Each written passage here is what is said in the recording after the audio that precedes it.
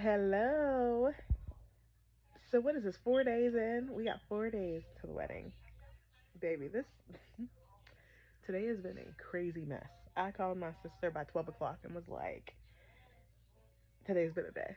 No joke. I've been crying, praising, like all of that. Okay, so listen. Y'all remember Acts 28, 3 to 6. This goes along with my countdown. And it was about, no, I'm paraphrasing, okay?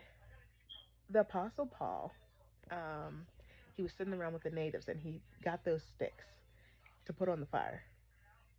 And the fire, whenever he put the sticks on there, the fire got so hot that it drove the snake out. There was a serpent, a viper, I think that it said.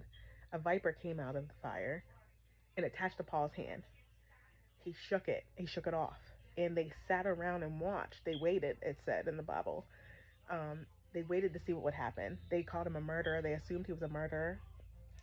They were like, we're going to wait around and see if he passes away, basically. They were like, he's either going to swell up or he's going to fall dead. Once they waited a long time and watched him, they watched him and realized that nothing was going to happen. There was no misfortune, it says in the Bible. They said, he is good. With that being said, that explains my day. That explains my week. That explains my month. When I say anything that could come up has, I mean that. I got no lashes. I don't even care. Listen, the fire, the way that you are called, right? I'm realizing that once flesh subsided, the higher the calling, the higher the flame. Fire represents God's hand, the anointing on your life. It represents revival, and my favorite, purification. I gave a word at my church 2 Sundays ago about exposure, and I had to remember it for myself. Remember, God, this exposure season isn't for God to do something to you, because I went through that this morning. God, why? What did I do? Did I do something wrong? God's not doing it to me. He's doing it for me.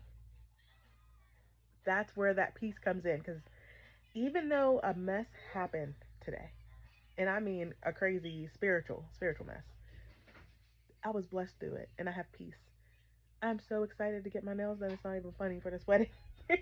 That's my peace. I have a peace with it. But the reason why is because God's hand, the closer you get, the higher the fire, it shows that God's hand is on your life.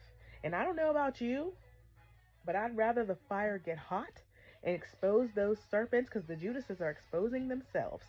Those of you that know what that means, you know, if you know, you know. I'd rather God have his hand on my life and me go through some mess than me peacefully walk my way to hell. And I mean that from the bottom of my heart. Things are rough. It's thick, spiritually thick.